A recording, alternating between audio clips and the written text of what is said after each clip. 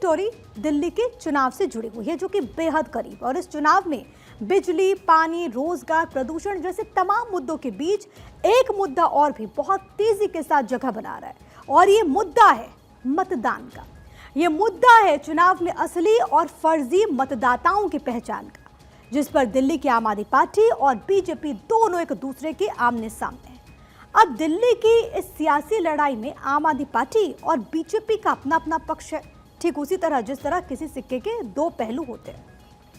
आम आदमी पार्टी का ये दावा रहता है कि बीजेपी मतदाताओं के नाम वोटिंग लिस्ट से हटा रही है, और बीजेपी कह रही है कि दिल्ली में रोहिंग्या, बांग्लादेशी और फर्जी पते वाले वोटर्स की भरमार है।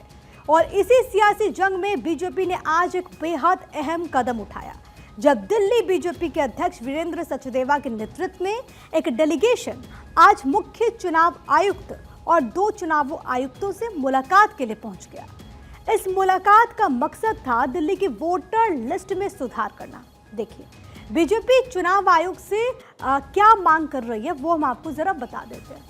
बीजेपी ने दिल्ली की वोटर्स लिस्ट से लाखों अवैध घुसपैठियों, जिनमें रोहिंग्या, बांग्लादेशी मूल के लोग शामिल हैं, उनको डुप्लीकेट नामों वाले लोगों, फर्जी पते वाले और मृत लोगों के नाम शामिल होने का विरोध दर्ज किया।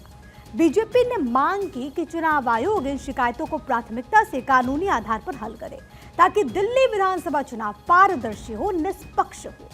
वीरेंद्र सचदेवा के नेतृत्व वाले इस डेलीगेशन में बीजेपी के चुनाव समन्वय समिति के राष्ट्रीय संयोजक ओम पाठक, केंद्रीय राज्य मंत्री हर्ष मल्होत्रा, सांसद बांसुरी स्वराज, दिल्ली बीजेपी मीडिया प्रमुख प्रवीण शंकर कपूर और दिल्ली बीजेपी चुनाव समिति के संयोजक अधिवक्ता संकेत गुप्ता शामिल रहे।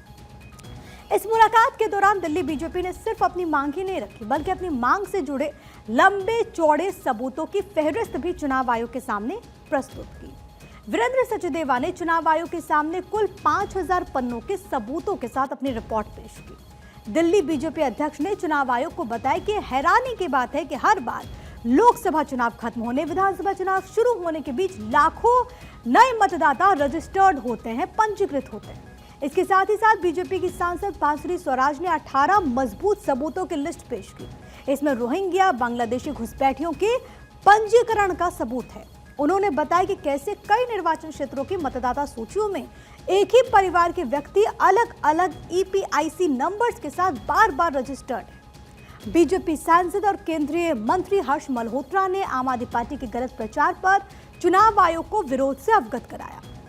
उन्होंने कहा कि बीजेपी सिर्फ घुसपैठियों और फर्जी पते वाले मतदाताओं का विरोध कर रही है, ना कि भारतीय मूल के मतदाताओं का विरोध। उन्होंने चुनाव आयोग से मीडिया के माध्यम से इस मामले में स्पष्टता देने का अनुरोध भी किया है।